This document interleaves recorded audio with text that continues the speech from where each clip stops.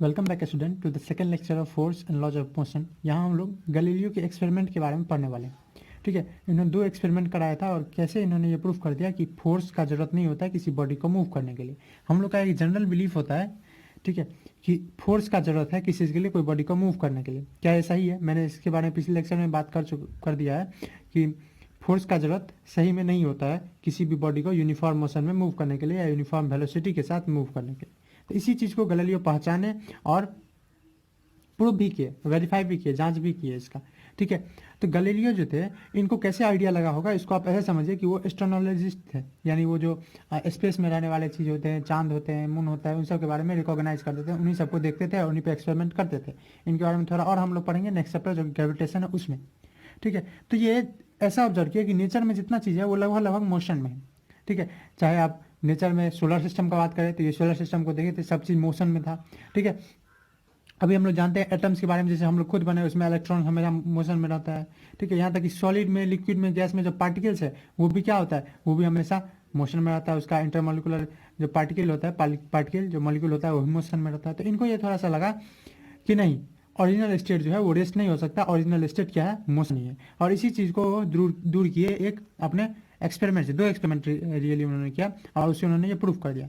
तो हमारे general belief क्या रहता है कि फोर्स का जरूरत है किसी बॉडी को मूव करने के लिए। सही बात है, क्योंकि हम लोग देखते हैं, अगर हम एक फुटबॉल का ही बात करें, पिछले एग्जाम्पल जैसे, पिछले लेक्चर जैसा, तो फुटबॉल को चलने के लिए अगर हम एक बार कोई प्लेयर लात मार दिया, उसके बाद फुटबॉल को चलने के लिए क्या चाहिए, एक फोर्स चाहिए। नहीं तो हम लोग का जो बिलीफ है, नहीं तो वो थोड़ी देर के बाद रुक जाता है। यहाँ तक कि कोई फोर्स उस पर नहीं लगता है, हम लोग का बिलीफ है कि कोई फोर्स नहीं लगते रहता है। लेकिन आप ध्यान दीजिएगा तो वो जो एक फुटबॉल था जो इधर जा रहा था, वो थोड़ा दूर के बाद यहाँ आया, यहाँ आया, यहाँ आया, यहाँ आते आते आते एक फोर्स हमेशा उसको इस डायरेक्शन में लग रहा था। जी ठीक बोले, कौन फोर्स था वो फोर्स था फ्रिक्शन का। ठीक है, तो एक फ्रिक्शन हमेशा लगते रहता है किसी बॉडी के साथ। ठीक है, जिसका बहुत इंपॉर्टेंस भी है, हमको लिखने में, चलने में, दौड़ने में, सब में मदद करता है। ठीक है, तो एक फ्रिक्शन हमेशा लग रहा था इधर की तरफ अपोजिट में, जो उसको बाद में रोक दिया। ठीक है, यही चीज पहचाने गैलीलियो और प्रूफ किया। तो ये कैसे प्रूफ किए?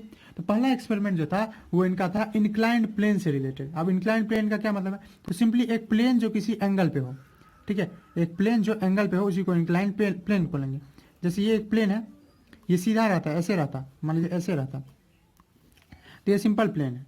ठीक है, ये कोई एंगल पे नहीं है, पर यहाँ आप देख रहे हैं कि ये कुछ एंगल पे है। ठीक है, अल्फा बीटा थीटा कुछ एंगल पे है। तो ये जो है ये प्लेन क्या कहलाएगा? Inclined. Inclined means at some angle. ठीक है, तो ये इंक्लाइंड प्लेन लिए। अब इस इंक्लाइंड प्लेन पे क्या किए? इस इंक्लाइंड प्लेन पे एक बॉल को रोल कराया। एक बॉल है, ठीक है, इस बॉल को छोड़ दिए तो ये बॉल छूटेगा और इधर आएगा, और इधर से भी एक और इंक्लाइंड प्लेन लगाए, ऐसा ही, इतना ही हाइट का। ठीक है, कितना किया? इतना ही हाइट का एक इंक्लाइंड प्लेन लगाए। ठीक, इंक्लाइन प्लेन अगेन मतलब, ठीक है, a plane at certain angle with the horizontal level. Horizontal level से कुछ एंगल, ये हॉरिजॉन्टल लेवल है, ये क्या है? Horizontal level. तो हॉरिजॉन्टल लेवल से अगर कुछ एंगल बना रहा है तो उसी को बोलते हैं इंक्लाइन प्लेन। हॉरिजॉन्टल से कुछ एंगल बना रहा है, चाहे 30 डिग्री का हो, 20 डिग्री का हो, तो उसको बोलेंगे इंक्लाइन प्लेन।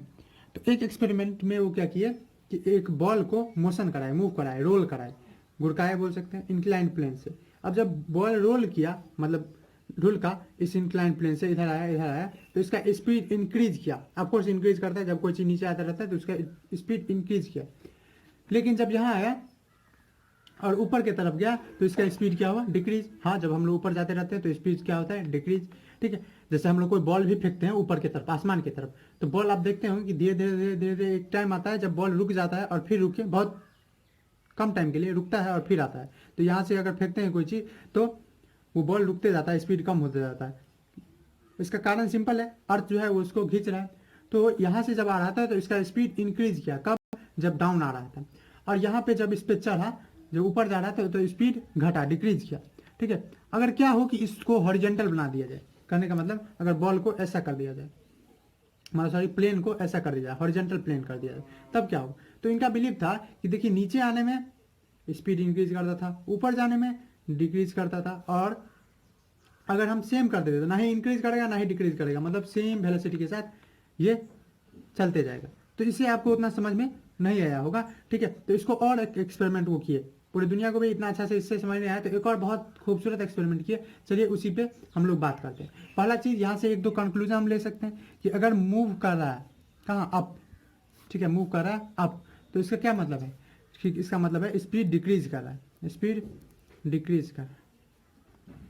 मूविंग डाउन का क्या मतलब है, मूविंग डाउन जैसे यहाँ से नीचे आया, इसका मतलब है कि स्पीड इंक्रीज कर रहा है, ठीक है, ये दोनों आप समझे।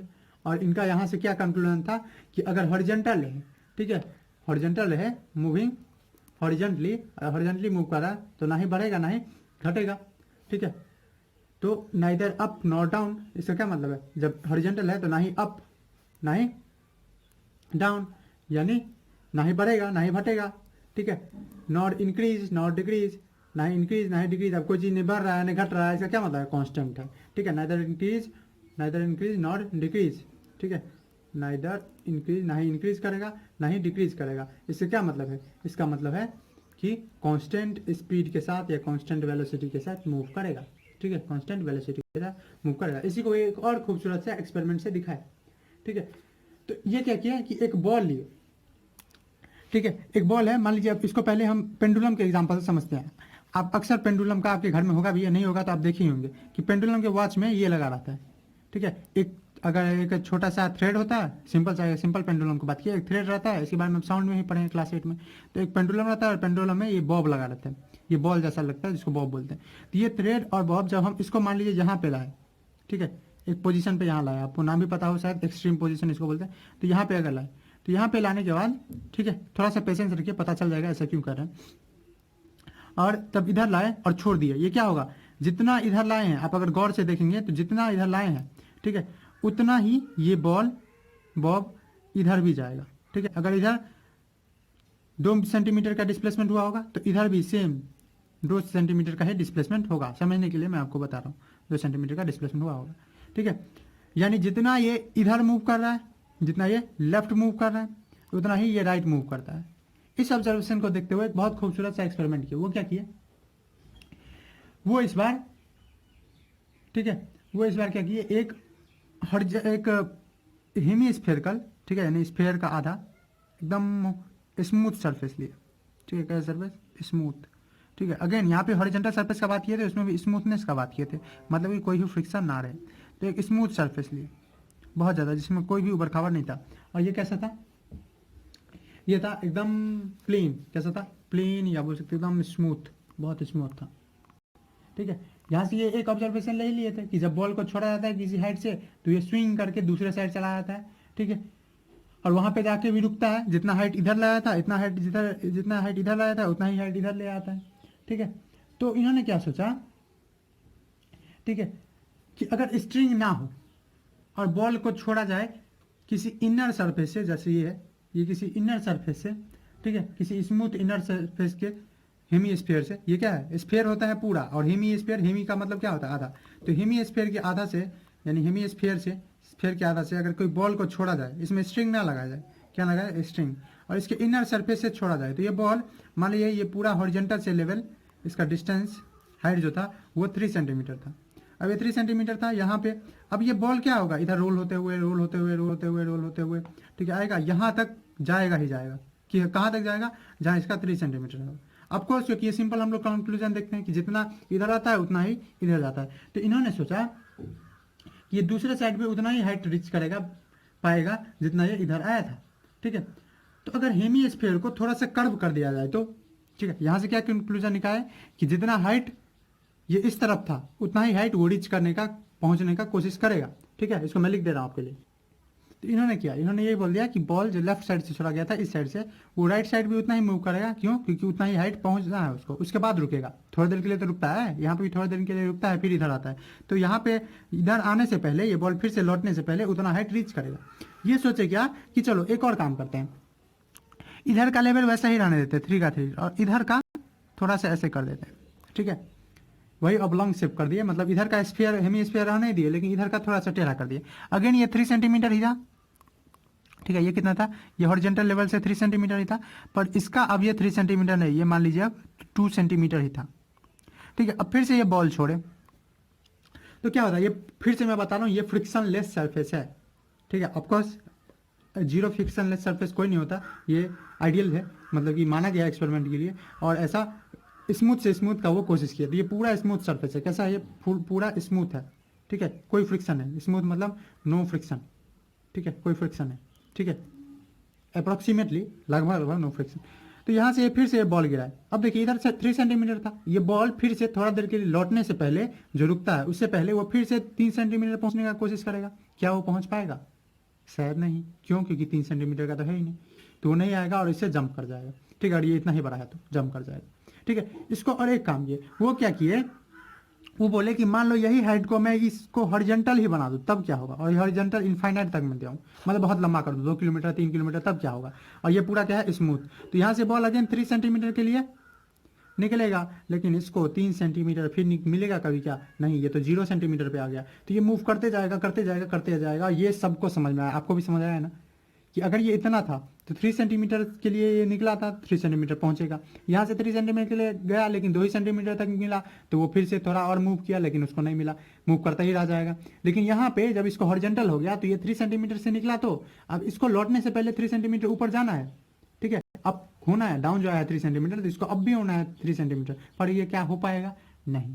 ठीक है, तो अगर दूसरे साइड को हॉरिजॉन्टल बना दिया जाए तो ये हमेशा मूव करते ही रहेगा। ठीक है, मूव क्यों करेगा, क्योंकि इसको 3 सेंटीमीटर का हाइट पाना है, इनफाइनाइट। ठीक है, to reach the 3 centimetre height, reach the same height लिख देते हैं। उसी हाइट को पाने के लिए वो फिर से क्या करेगा, उतना चलेगा। इसका मतलब है कि स्पीड अगर मूव करता ही जाएगा, मतलब क्या है कि स्पीड विल नॉट डिक्रीज। इसका मतलब है कि स्पीड जो है वो नहीं डिक्रीज करेगा, विल नॉट डिक्रीज। अब स्पीड नहीं डिक्रीज करेगा, इसका क्या मतलब है।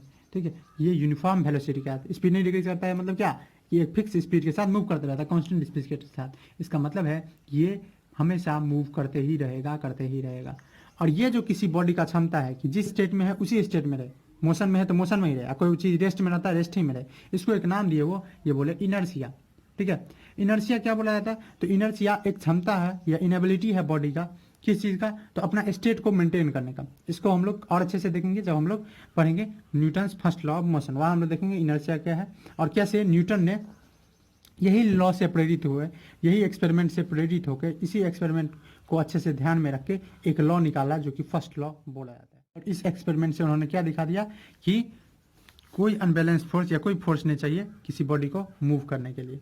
ठीक है, यानी ओरिजिनल स्टेट जो होता है किसी बॉडी का वो कैसा है, original state is of motion, motion का है। कोई भी चीज़ रेस्ट में नहीं रहना चाहता है, उसको रेस्ट में ला कौन देता है, उसको रेस्ट में हम लोग यहाँ फ्रिक्शन ला देता है। अगर फ्रिक्शन नहीं रहेगा तो वो चीज़ मोशन में ही रहेगा हमेशा हमेशा के लिए। तो आपको ये समझाना था, गैलीलियो ने यही एक्सपेरिमेंट करके ये समझाने का कोशिश किया था कि कोई भी चीज़ रेस्ट में रहना नहीं चाहता है। ठीक है, वो रेस्ट में आ जाता है। ठीक है, क्योंकि वहाँ पे एक फ्रिक्शन का फोर्स अपोजिट डायरेक्शन में लगते रहता है। अगर फ्रिक्शन हटा दिया जाए तो वो बॉडी हमेशा हमेशा के लिए मोशन में रहेगा। ठीक है, चलिए पढ़ते रहे।